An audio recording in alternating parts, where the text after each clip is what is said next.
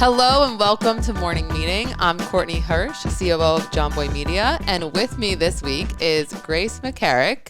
Grace is a creator. She has a huge following on TikTok and LinkedIn and Instagram, and she specializes in teaching soft skills to help people get ahead at work. Did I say that right, Grace? Oh, yes, absolutely. Can I curse on here? Yes. Okay. Yes, yeah. Yes. I'm so excited to be here, Courtney. Awesome.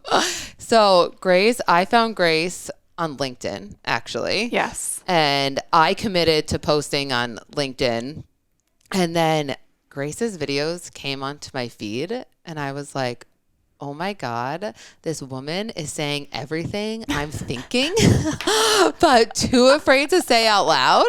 And I remember showing your profile to my husband, and you were talking a lot of what I believe in like soft skills and presence and charisma and like all the things beyond technical skills, which really help people get ahead in their career.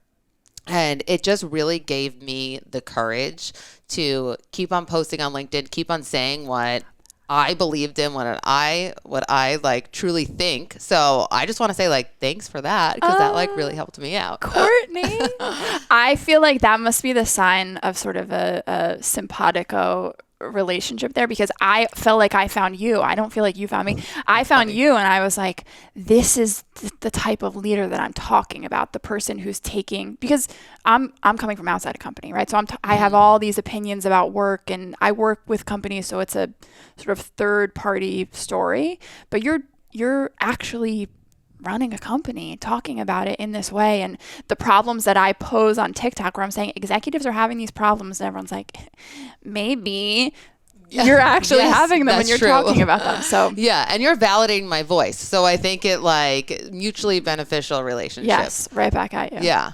So Grace actually came into Jomboy Media, what was it, 4 weeks ago? Yeah, about a month ago. We did a 4-hour workshop on soft skills and debunking myths that you hear about work on the internet. And I'll have to preface this. I was really nervous about the workshop.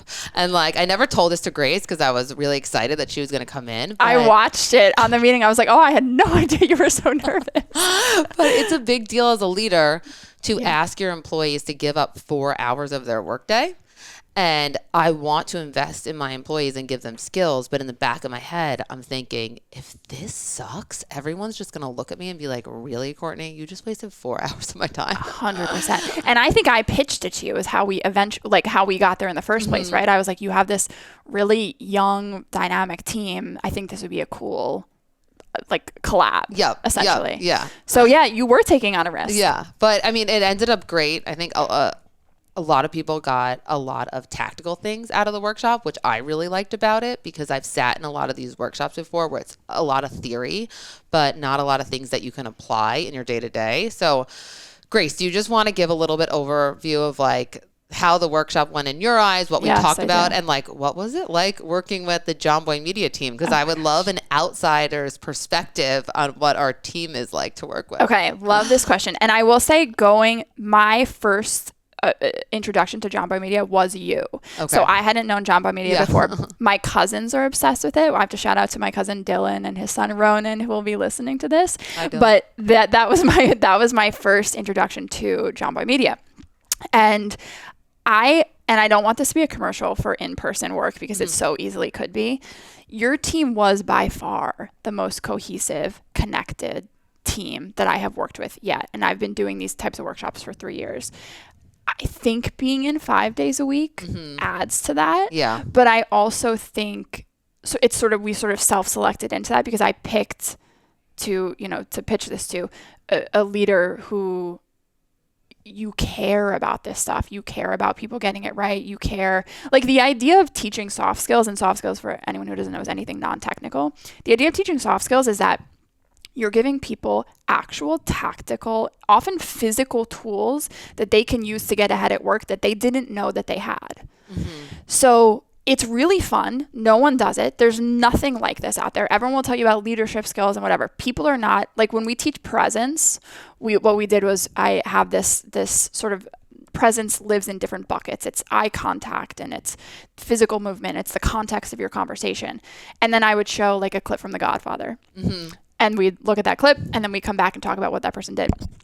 Your team was so cohesive, open, connected, engaged. Like, for example, Dan came in a little late. Yeah, Dan Rourke. Shout out to Dan.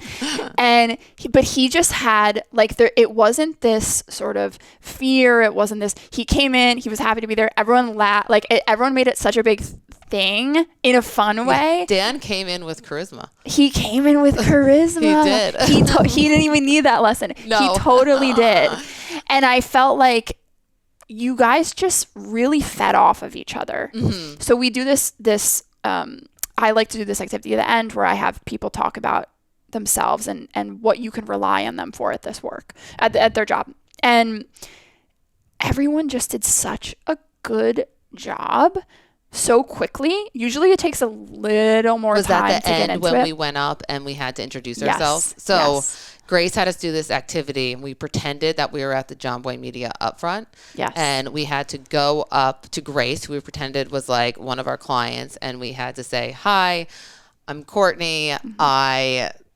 What was it? You had to relate to something? What was it was like skills? Something in your past that relates to this situation. So just giving a little background on yourself, one sentence, and then the reason you're here today, and then what you'd like to get out of this exchange with this person. All just 3 sentences. Mm-hmm. That's it. I loved that activity because it gave everyone such a tool that they could take with them. And I think that's something that a lot of people struggle with today. How do I go up to a stranger and start a conversation? And there's a lot of anxiety around that, which is paralyzing. And then that actually plays out in the real world at Jomboy Media when we're having community events or we're hosting an upfront. I need my team to be able to be comfortable going up and talking and engaging with a stranger. So I thought it was such a cool activity. I was a little nervous to do it. It's nerve-wracking. Even I was nervous to do it in front of everyone. And then every single person went up there and did it in front of everyone. We had 2 new graphic designers. I think it was their first week on the job. Mm-hmm. And I was like, holy shit, imagine this is your first week on the job. Was that the one I kept calling mysterious? Like Chloe was giving mysterious vibes. Yes. You also had this group of guys. It was Jeremy, Ryan, and Lucas were all sitting right in front of me. Mm-hmm. What was interesting about them was they learned from everyone else in the room. So they kind of were like second to last to go. Yeah. And I thought this was a marker of a team being really open and engaged. So the time they got up there, they were word perfect. Oh, yeah. I was like, I should have went last. That was I was not putting you last. That was on purpose. See, Grace made all of the leaders go first intentionally. So we had to fail in front of everyone and get corrected, which I thought worked out really well. Yeah, a lot of people ask me all the time what it's like to lead such a young team. And I think on the internet, there's a lot of like, oh, Gen Z is lazy or they don't want to come into work or they have like really set boundaries. And I think we deal with some challenges, generational challenges or differences in the workforce. But honestly, I would so much rather have a young workforce because there's so many benefits that come with that. And like you said, like I feel like my team is so energized. They're so engaged. They're so open-minded. We're very collaborative with each other. And although there's some generational differences, like I wouldn't trade that for anything. Yeah. Because I think it would be so much worse to work with a team that's like stuck in their ways and doesn't want to change and is really like into independent work and doesn't want to work together. And are those common themes or like what employers right now looking to hire the younger generation, like what value does the younger generation bring to a workforce? I love this question also because the headlines would tell you employers are not looking to hire young people. They're firing young people. Them. That's what they say. And there's a lot of Dr. Phil just did an episode about Gen Z and all these business owners were like, we're not hiring Gen Z. We're not hiring young people. So I think it's let me phrase it from this way. I think Gen Z adding specific value to the workforce is not specific to their generation. Like they have a lot of things that are specific to their generation because of the way they were raised. But it's specific to being a young person. Like there's so much energy that you have a lot of their attention. You have the ability to shape and train and learn. And that's just any sort of young person, and that's been young people forever. That's true. What's specific to Gen Z is that so my grandfather, let's say, he was a bus driver and did real estate on the weekends. When he was 25 in a job, he already had 2 kids at that point, and he had a wife at home, and she was staying at home, and they lived in the Bronx, whatever. So he had a very different view of what work was going to be to him. We live in a world where people want self-actualization out of life, out of relationships, out of work. And so when you have a bunch of young people, you have a lot of opportunity to shape what inspires and motivates them. And so I think that's what you see, and like that's what we see in a place like the workshop. So not that everyone was Gen Z in the workshop, but I think I told you half the room came up and shook my hand after. And usually that only happens when that it's like the most socially outgoing people or someone who really got something out of it. Like I'll get 5, 6 in a normal workshop. That half the room came up. I was so impressed and so blown away. But I think that's a marker of this generation wants tools. They were born with GPSs in their hands. Yeah. They have so much confusing information from the internet. So if you can be a business that you're transparent beyond any other business I know. Yeah. If you can be a business that is as transparent as you in what they want out of people, just the world is your oyster. Yeah. You're now capturing someone's motivation for their life. Yeah, like that's how cool so is true. that? That's so true. So you don't think that Gen Z is more like, I guess we debunked that myth that they're like antisocial, they don't want to engage with humans. Like, do you see that? Well, so it's interesting. So I see such a different version of Gen Z on TikTok in my comments than I do in life. Oh, that's interesting. Yeah. So if I see like 24, 25-year-olds in the comments, especially ones who maybe they're self-selected in, and let's just say, I don't know, you guys probably have some interesting stats around this, but if you're on any sort of given social media platform, 1% of people are posting, 9% of people are engaging, commenting, sharing it. 90% of people are just watching and saying nothing. And so at any point in the comments, you're dealing with a vocal minority. Yep. And so I think a lot of people get caught up in this vocal minority. And I do too. Like the 24-year-olds in my comments, I'm like, ugh, I want to punch you. They're so annoying. It's like so limited, so fear-based. Yes. So offended. And then I never have that experience with them in person. Yeah, no, you don't. And I think that's a nice segue into what I want to talk about with internet behaviors. I watched this one video of yours and it really resonated with me. And you said you created a file, I think, on your computer of like what you're calling internet behaviors. And these behaviors are normal on the internet, but they are not normal in the real world. And that's something Jimmy talks about a lot inside this company because a lot of our jobs are living on the internet, reacting to stuff that's going on the internet. And it's part of our job, so we can't get away from it. But the vocal minority is something that we constantly have to keep in the back of our minds, like when we're dealing with all these comments, and we can get wrapped up into it, and we have to build resilience that like teaches ourselves, no, this is the minority. And it's really hard. It's so hard. Every day I'm like vocal minority. Yes. And as we get bigger and our platforms get bigger and our community gets bigger, and we're so grateful for that, it's just also something that we need to learn how to deal with. And as we bring new people onto our social media team or our graphic design team, like I want to make sure that I'm building resilience in them, because I think that's the only way that they're really going to deal with it in the long term. I can't control how people are going to react to them on the internet, but if I build up resilience, that's a skill that's going to help them now, but then also help them like throughout their entire career.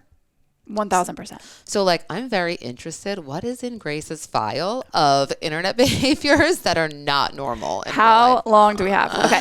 One of the ones I see most often and most people are adamant about is because of commenting culture. Someone will say, you do a post, Courtney, and you have an open profile, you have a history of content, you have a lot of stuff going on where people can understand the context from which you make this post. Someone with an anonymous profile comes in and comments, and let's say they say, no, this doesn't happen, I don't agree with you, this isn't the case. And you say, well, why? Or whatever, you challenge them. and they're like, why are you challenging me? Just be gracious. Just have a dialogue. Just, Yes. be open to this. And I find that so interesting because it wasn't pre-social media. Like, you wouldn't come into a room, say the three of us are sitting in here, not knowing any of us not knowing you, and sit down and say, no, you're doing this wrong. You're doing this wrong. Yeah. And you need to listen to me. Be gracious, okay? Yeah. Be open to dialogue. What happens is people get so used to this in the comments. This is how they live their life. People spend 6 to 8 hours. Gen Z spends 6 to 8 hours on social media. That's crazy. I can't say my hours. We're not going to do that. But you're doing it for work. You're so used to that behavior that then that shows up in work. So what you see is a lot of young people, even the great ones, getting really frustrated. They're like, I brought this idea to Matt. Mm-hmm. He wouldn't even listen. It's like, hon, you don't have any expertise in that area. Yeah. Matt's been doing this for 15 years. Like, he's allowed to not listen to that. Your opinion is not just valid because you had an opinion. Oh, that's so true. Yes. Everyone's opinion doesn't hold the same weight. No. And that's something that Jimmy and I actually talked about a lot, because as leaders, we want people's opinion, but then we also had to figure out how to make that effective. Like, when do we want someone's opinion? How much weight does that hold? And then appropriately communicate that. So I've kind of learned to establish that more inside the walls of work, to say like, hey, I made this decision. I'm 90% leaning towards moving forward with it. I would love to hear if you have any red flags or major concerns. So I've learned to like preface how I want people's feedback, because I felt it was, I didn't want to mislead people, because I think it's more like, I could not to jump over you. I completely agree. I think one of the biggest disservices we did to people in the last 6 years was act like this was a democracy, like businesses were a democracy. Yes. Like, the leaders got in and said, we really want to hear you. No, they don't. They're saying it, but they don't. And they're saying it because they think they have to. And at some level, they do want to hear opinions here or opinions there. Right. They don't want to hear your opinion on every decision they make. Yes. And I think that's like, I was almost trying to be nice, but I wasn't being kind. Yes. And I wanted to be kind and say, no, when I ask you your opinion or my team's opinion, that's because I really care about it and value it. Yes. And like, one of the things is, in office, and I know that's a big topic, but we didn't ask the team, hey, what does everyone think about going back to an office? And then it was a vote. Jimmy, Jake, and I decided that the best thing we want to do for our company was go back to the office. And then we asked our team, how should we communicate this? When should the effective start date be? Are there things we consider? Then we found the areas that we really actually did value someone's opinion and want it. So I think as a leader, I've really learned to just educate people on like what I'm looking for. It's so smart. You also operate, like most corporate places operate with the exception. They make rules for the exception. Mm-hmm. They make rules for like the outside, the extreme. Yes. And you operate just like, here's what we want to do. Here's what we're going to do it. And people may freak out over here, but we're not going to make rules. No, we can't let that sway. Yeah. So we have a fun game. Blind ranking these 5 email sign-offs with Grace McCarrick. Here we go. Best. Okay. This is Matt's favorite sign off. I think I'm gonna go 2 because it's clean, it's easy, it's inoffensive. Yeah, solid. Yeah. Okay. Thanks in advance. I made the list. Yeah. For our convo before, these are things that I use, so I need to know what I should use. Maddie just wanted personal advice and turned this into a segment. Yeah. But that's fine. I respect the hustle on that one. I'm going to go 3 on thanks in advance. I think it's a little stiff, but it also gets it's courteous. I actually probably, in hindsight, would switch those 2. But you can't. We can't. It's blind ranking. Okay, cheers.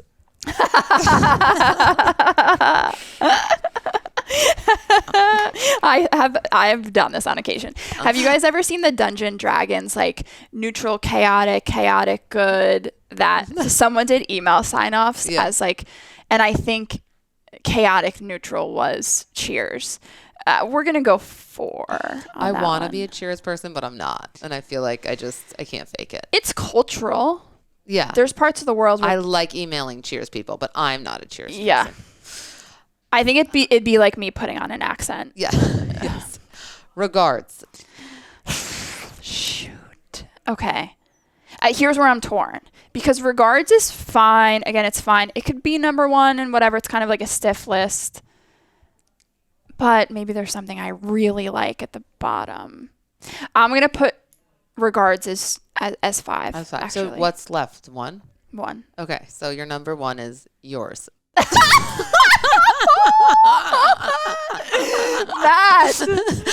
This was sabotage. Signed off like that. This is sabotage. I think some people say like yours truly. It's like a romantic email. Okay. Well, now you have it on video. I'm uncomfortable even just reading that. This is my number 1 recommendation. So this means that every email you sign off from now on, you're locked in. You're getting a long email Grace. from me today, Matt, with a sign off of Please, yours. Thank you. Oh my God. Okay. That was fun. And our last segment, we're going to do best tip for getting ahead at work and then biggest ick. Okay.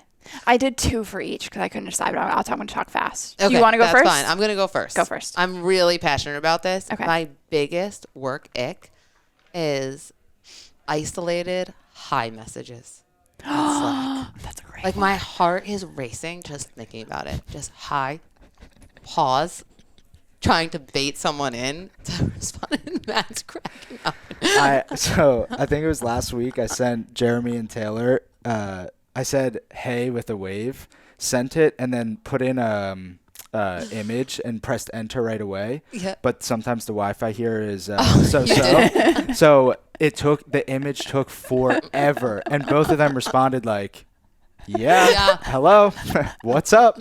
The worst.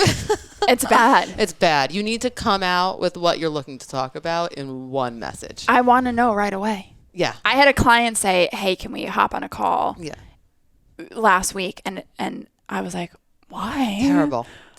Why? What happened? Yeah. Okay, what's your biggest work ick? Okay, my 2. My first one is when people lean on prestige.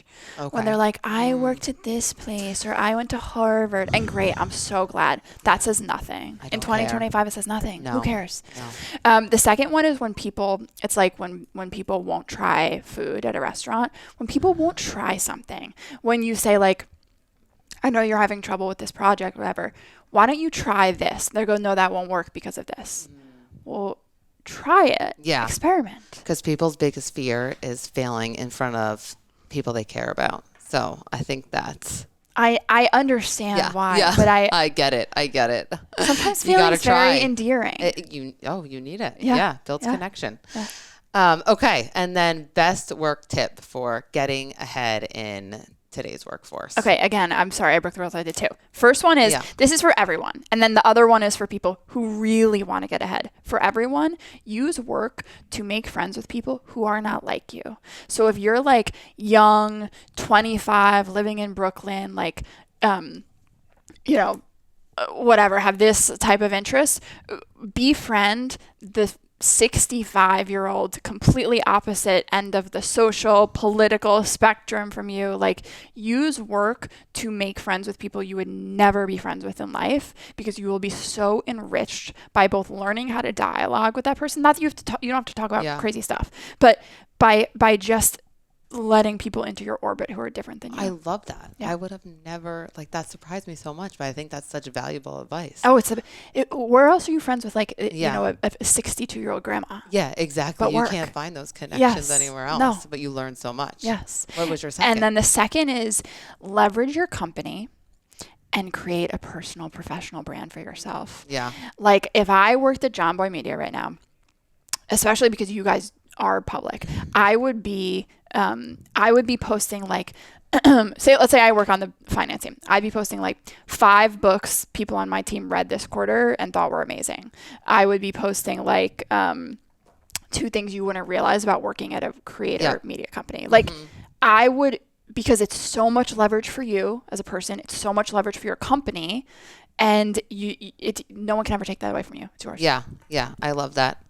My tip for getting ahead at work is simple. I just think be engaged.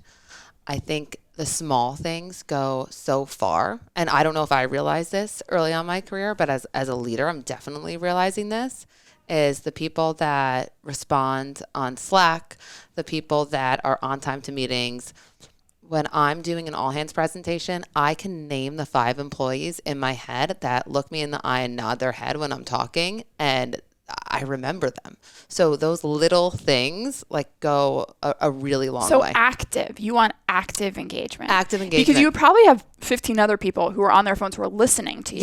Yes. But you want that active participation. Yeah. And these are the people that want to like advance in their career. So I really think work is what you make of it. Yeah. So if you just want to come in and do your job and like work 9 to 5, like that's totally fine. But if you're looking to advance your career and get ahead, yes, be actively engaged. Give the gift of like your energy to other people, and it goes a long way. I completely agree. Yeah. Awesome. Well, that was fun. Thanks so much for joining, Grace. If you have questions for me or Grace, leave them in the comments and we'll get back to you. But Okay. thanks. Thank for you, joining. Courtney. Thanks for having me. Thanks, Matt.